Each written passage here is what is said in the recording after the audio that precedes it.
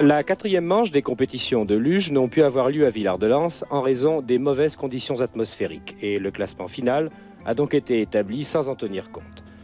C'est ainsi que l'Italienne Erika Lechner et l'Autrichien Manfred Schmidt étaient champions olympiques depuis de nombreuses heures sans vraiment en être sûrs. La luge, qu'elle soit monoplace ou biplace, est un sport particulièrement dangereux et spectaculaire à la fois. Voici quelques chutes sans gravité, heureusement pour leurs auteurs. Sale temps sur les Jeux. En ce vendredi 16 février, la météo fait des siennes. Et la guerre froide se rappelle à nos souvenirs. En 1968, une affaire de tricherie prend très vite un tournant politique. Tandis que nous vous présentons ces images, le climat était à Villard-de-Lans aux discussions. 3 Allemandes de l'Est auraient, paraît-il, enfreint le règlement en chauffant les patins de leur luge. Verdict, disqualification.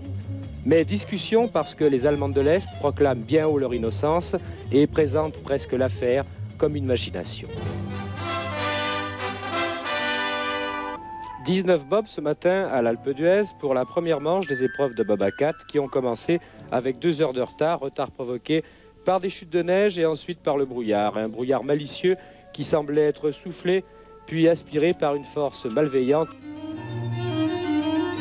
Voici le départ de l'équipe Monti, Italie 1, composée de Eugenio Monti, Luciano De Paoli, son coéquipier de bob à 2, Roberto Zandonella et Mario Armano.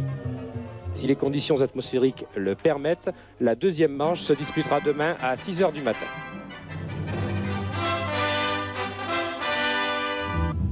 Un tournoi de hockey sur glace dont le scénario n'aurait pas été mieux orchestré par Alfred Hitchcock lui-même.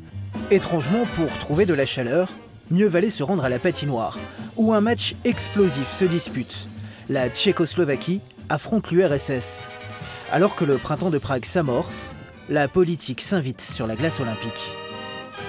On pouvait penser les Russes invulnérables. Les Tchèques les ont pourtant battus hier soir, 5-4. Et plus encore que le résumé exact des principaux faits de cette rencontre, ces images de Jacques Hertaut et Marcel Boudou vont vous faire ressentir l'ambiance extraordinaire de ce match. La température monte, une fièvre à faire fondre la glace s'est emparée des joueurs. L'enjeu est d'importance, la première place.